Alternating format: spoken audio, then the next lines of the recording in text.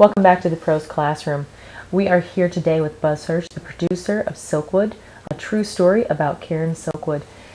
Buzz, please, let's continue with what we were saying before. Here you were, down in Texas, working on putting this motion picture together about Karen Silkwood's story. And here, now, you're being subpoenaed. When I was given the subpoena, I felt a moral obligation to sort of fight it any way I could. Mm-hmm. So I called up a First Amendment attorney in Los Angeles, a friend of mine.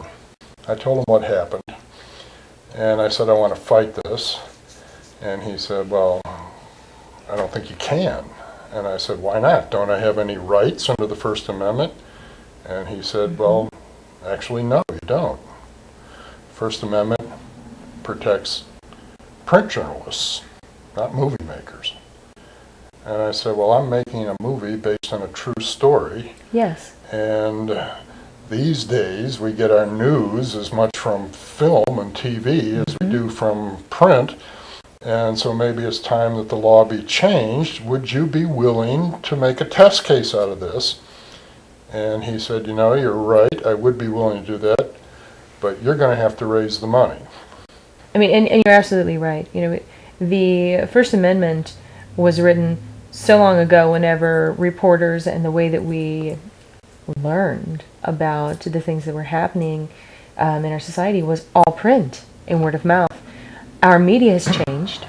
The way that we report on the truth has changed. And our motion picture industry is a huge part of the way that we find out and learn about what is happening here and now. And censorship of that would affect us to such an extreme. Oh, I completely agree, and fortunately so did the movie industry, and that's why they got behind me.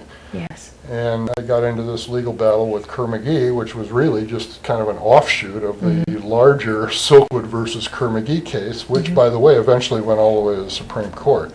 And the Supreme Court ruled in favor of the Silkwood estate. But this is way before it. It got there.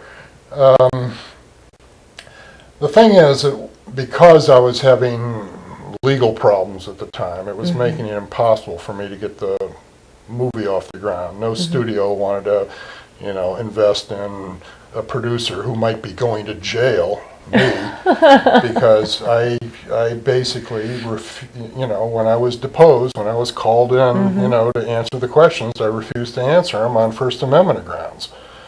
Today, because of the Hirsh decision, filmmakers enjoy the same rights under the First Amendments that have been traditionally afforded to print journalists only.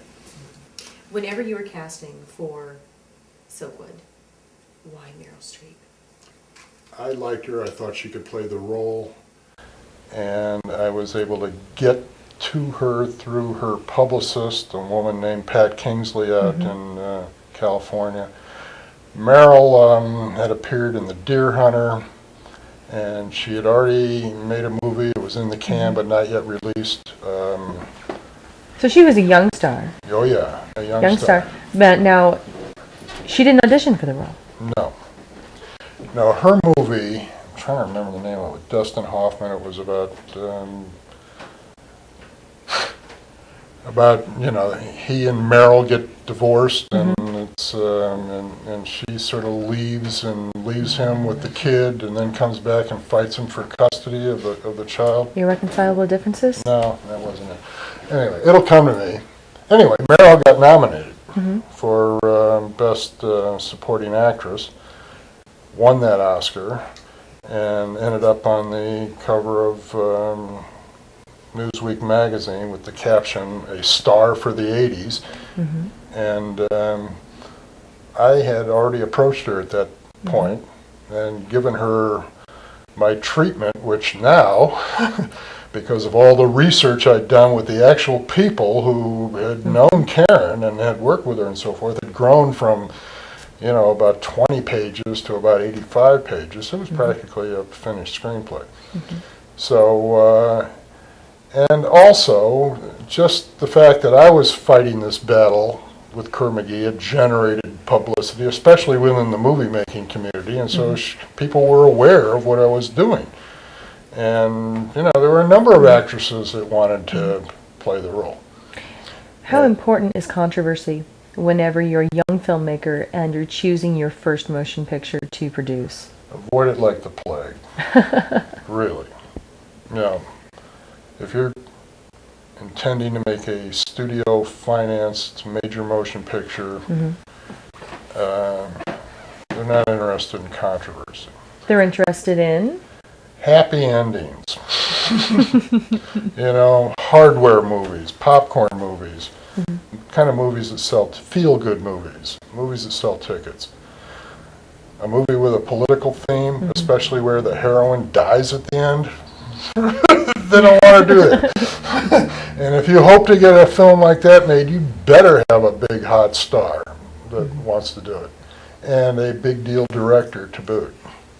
Fortunately, I got Mike Nichols. For those aspiring film producers out there, you should know this. If you want to get a major motion picture off the ground, you must realize it has to be a star vehicle. You should know going in who the star is going to be and write it for that person. And you're not going to get attention of a studio. You won't even get a meeting with anyone who has decision-making power unless you've packaged the talent. Do you have to have a star to get distribution for your motion picture? You have to have a film to get distribution. You Yes. have to have a star to get a film made. And we're talking major Hollywood finance, studio finance pictures. Different story if you want to go the independent route. For those independent producers out there or college students that are wanting to get their independent projects produced and get them distributed, what suggestions do you have for them? Okay. You should realize this. The film that you're going to direct is most likely going to be a film that you produce yourself. And if it's not written, if it's not based on your own screenplay, then probably a friend's screenplay or something that you've worked out with a friend. I think the biggest mistake that young filmmakers who are trying to break into the business make is they have, you know, they're trying to imitate the Hollywood product, and you should do the opposite. You should make a movie like Winter's Bone. That was a perfect little independent film.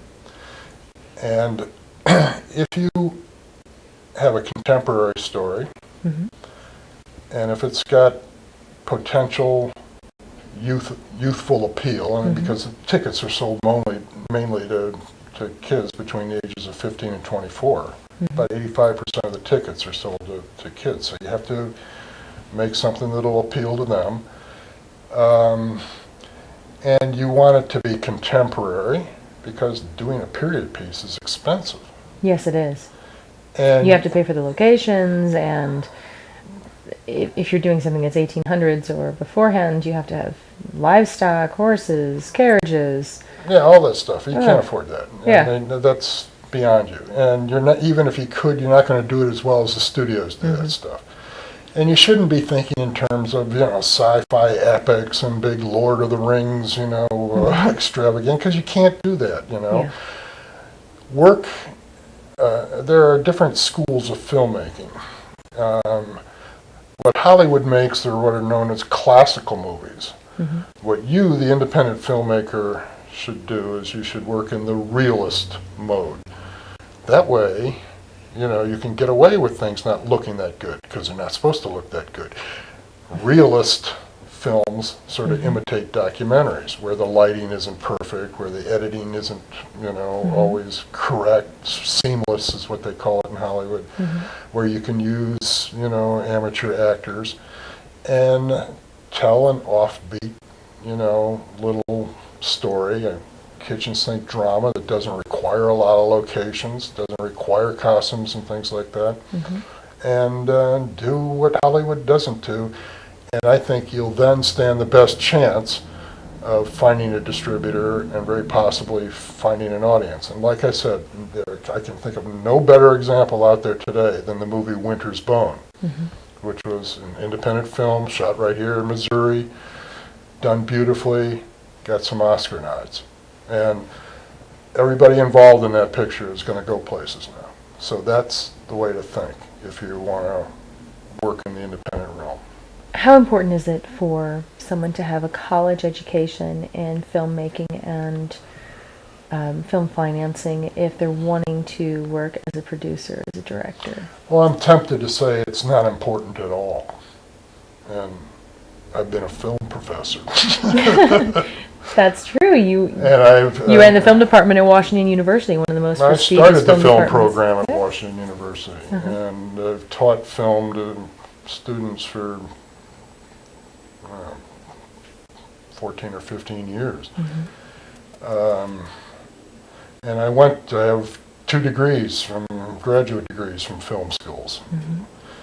And I sort of wish I'd just gone out and made a film rather than spend all my time in school. Yeah, what you're going to learn is, how to operate a lot of equipment. Mm-hmm. And, if you're lucky, you'll get a good professor who will teach you story and screenwriting. Mm-hmm. What you probably will not find is somebody who's going to explain to you how to produce a movie. There should be more of that being taught. Yes. But if you want to break into the business, you should realize that you can master how to operate a camera, or how to manipulate lights or tape recorders or what have you. But those jobs go to union people out in Hollywood, and those unions you practically have to be born into. Very difficult to crack into that. And what you need to know is that if you're going to make it in the business, it's all about ideas, and it's about kind of understanding how the business works. Mm-hmm. So my advice to an aspiring filmmaker is go out and make a little independent film along the lines that I just described. Try to make a little bit of a name for yourself. And then if you want to move up and make studio finance movies, understand that it's a star-driven business.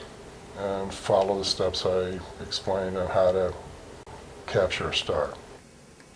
Well, thank you, Buzz, so much for coming out Sure. and talking with us. I just want to say, I wish you the very best on all of your future projects. And you too. I so much enjoyed Silkwood. It was a wonderful motion picture. And for those of you out there that have not had the opportunity of seeing Silkwood, it is by far one of the best docudramas out there that ever was made. Pick it up. Check it out.